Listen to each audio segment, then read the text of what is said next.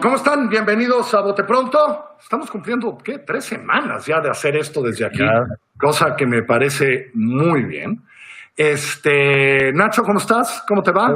Todo bien, afortunadamente. Aquí ¿Cómo va el aislamiento? ¿Cómo va? Pero el aislamiento bien, puede que resulte medio productivo. Eso. Hoy tenemos invitado especial, ya estaba con nosotros, el director del CIDE, buen amigo, colaborador de Milenio, Sergio López Ayón. Sergio, ¿cómo estás? Bien, Carlos, buenas tardes. Bueno, tenemos que decirlo. ¿Qué lleva el CIDE ya sin clases? ¿Una semana? ¿2 semanas? No, 2 semanas. 2 semanas. 2 semanas, pero todo el mundo tomando clase en línea. Digo, la clase que yo doy la damos en línea, todo el mundo, ¿no? Dimos un salto tecnológico enorme. En 2 semanas hicimos lo que no hicimos en 10 años. Eso, pero... y se trata de que los chavos cumplan su semestre, que no pierdan su semestre. Imagínate para algunos que era su último semestre, dicen, no, pierdo yo ya tenía planes, pero eso está haciendo el CIDE, lo está haciendo muy bien. Pero tenemos muy ocupados, eso sí. Exacto, así deben ser. Hoy queríamos hablar un poco, Nacho, a tu propuesta, y por eso invitamos a Sergio, del marco jurídico para tomar todas estas decisiones que está tomando el gobierno el día de, los gobiernos.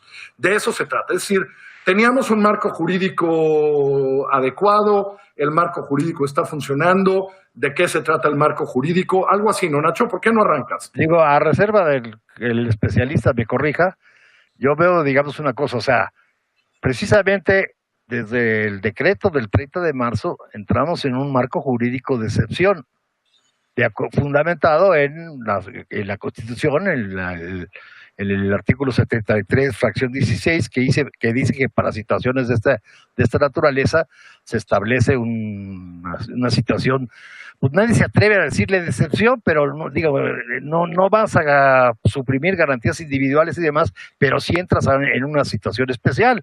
Es decir, declaras una emergencia sanitaria de fuerza mayor y el que encabeza, digamos, el que puede encabezar las acciones para combatir esta emergencia es el secretario de Salud y tiene mandato para hacer las acciones necesarias. No puede haber un mandato más amplio que eso.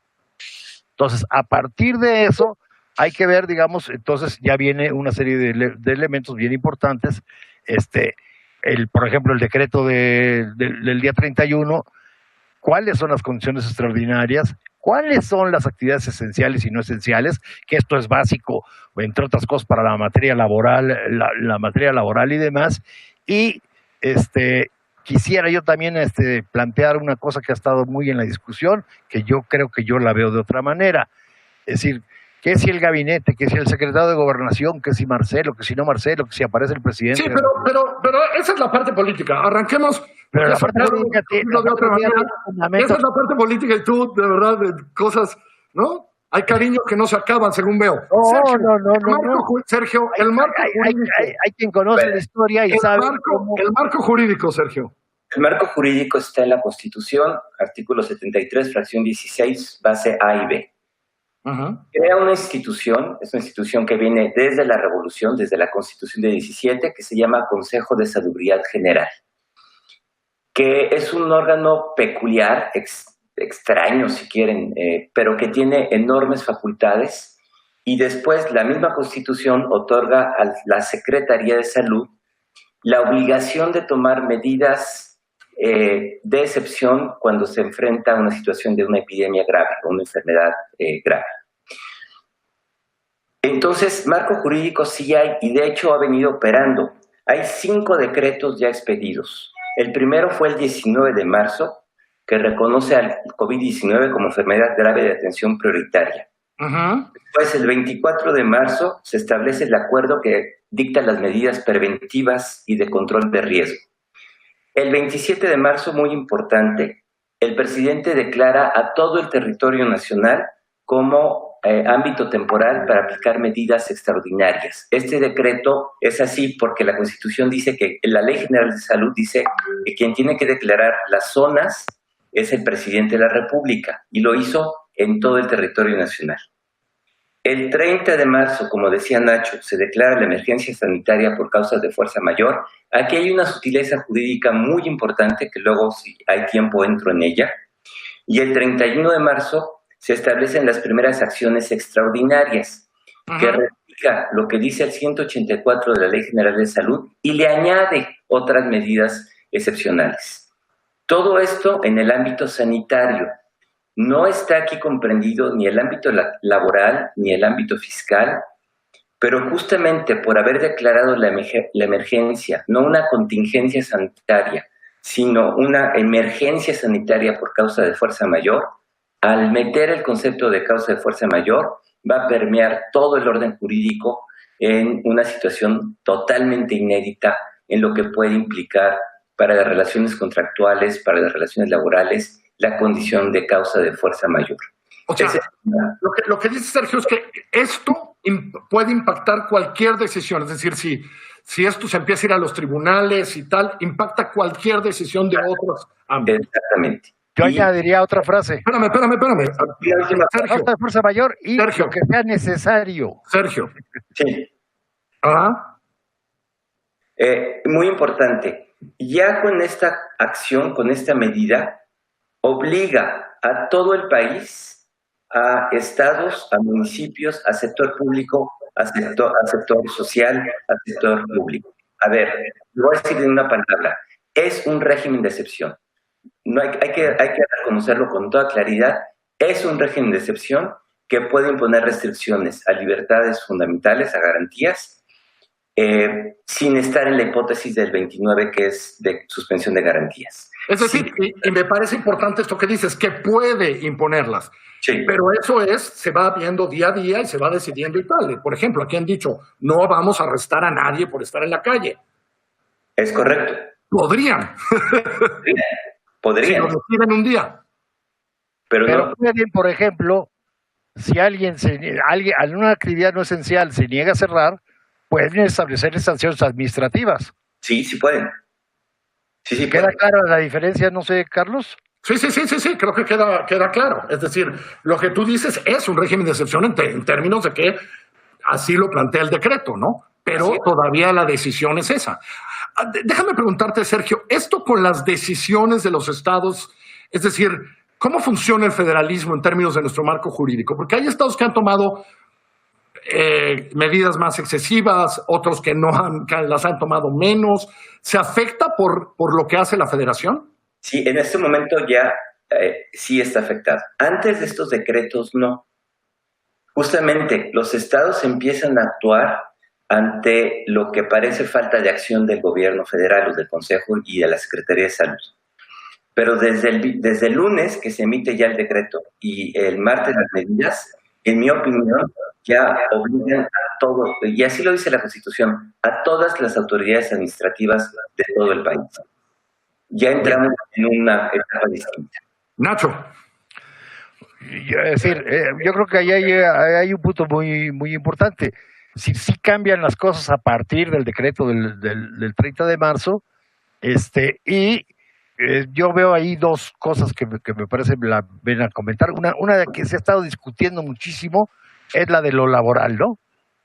Entonces, lo que le dice la Ley Federal del Trabajo es que la contingencia exime al patrón de suspender y promover un conflicto o por medio de un procedimiento especial suspender la relación laboral, ¿no? Y lo que dice la ley es, digamos, en condiciones normales le permite aprobar esa suspensión. El problema que yo veo aquí de fondo es bien interesante porque es todo el derecho laboral es tutelar y protege a los trabajadores en condiciones normales. Ese artículo se refiere precisamente a una excepción que trata de proteger al patrón. Entonces, en estricto derecho, digamos, el patrón sí podría apelar a que no se le aplique esa disposición y liquidar y pagar un mes, pero como estamos en un estado de excepción y en una situación de emergencia, digamos, eso ampara, digamos, la posibilidad de que no se aplique ese artículo. ¿O estoy bien o estoy mal? Sergio. Es que aquí viene la sutileza. El decreto del 30 no habla de contingencia. ¿Cuál es el lenguaje de la ley? Contingencia. Habla de emergencia sanitaria por causa de fuerza mayor. Ahí surge el debate. Una explicación es que no quisieron activar el artículo de la Ley Federal del Trabajo y utilizaron un concepto sustituto, déjenme decir. Al hacerlo van a crear otra serie de problemas. En rigor, Nacho, podrías interpretar que emergencia sanitaria por causa de fuerza mayor es equivalente a contingencia sanitaria, ¿sí? Pero lo que es cierto es que el decreto no usa el concepto de contingencia sanitaria y por eso la Secretaría de Trabajo dice no se puede aplicar ese artículo. Yo creo que aquí hay una tensión muy fuerte al interior del gabinete respecto de cuál es el alcance de las medidas en materia laboral y de ahí, de hecho, todo el marco jurídico aplicable a las empresas en estas condiciones que todavía queda incierto porque no se han emitido las medidas específicas. Ahora, hay una parte que vamos a ver cuando empiecen algunos juicios laborales, Sergio. Obvio. Que ni siquiera se van a decidir ahora, porque también lo que me estás diciendo es, faltan que se emitan nuevas normas y no con eso. Eso sí falta todavía. Faltan en materia fiscal, en materia laboral, en materia administrativa, es decir, todo el marco jurídico de la excepción se tiene que ir desarrollando en los próximos días. La pregunta es si lo van a hacer a través de la Secretaría de Salud o a través de cada una de las dependencias federales. Si quieren ganar los juicios, los tienen que hacer a través de la Secretaría de Salud. Ahí es clarísima la Constitución. Sergio. ¿Quién es la autoridad que puede determinar las acciones necesarias? A ver, Sergio. Yo creo que tendría que ser la Secretaría de Salud, en efecto, en ejercicio de la función ya de medidas extraordinarias para contener la emergencia sanitaria. Que eso es lo que dice con mucha claridad el primer decreto, que es el secretario de Salud, digamos, ¿no? Y lo dice la Constitución y lo dice la Ley General de Salud. Eso está clarísimo. Entonces, es diferente el Consejo de la Secretaría. Quien emite las medidas es el secretario de Salud. El que firma los decretos. Sí. Hable o no hable, es el secretario de Salud. Pues vamos a ver qué pasa. Creo que estamos iniciando. Sergio, te agradezco muchísimo que nos hayas acompañado hoy. Gracias, como siempre, Nacho. Saludos a todos los alumnos del CIDE. Saludos al CIDE desde aquí. Y que, pues lo que les decimos siempre, cuídense, quédense en su casa. De todas maneras, en Semana Santa íbamos a estar tranquilos, así que más nos vale. Gracias, Nacho. Gracias, Sergio, que les vaya muy bien. Nos vemos. Gracias a ustedes. Buenas noches. Buenas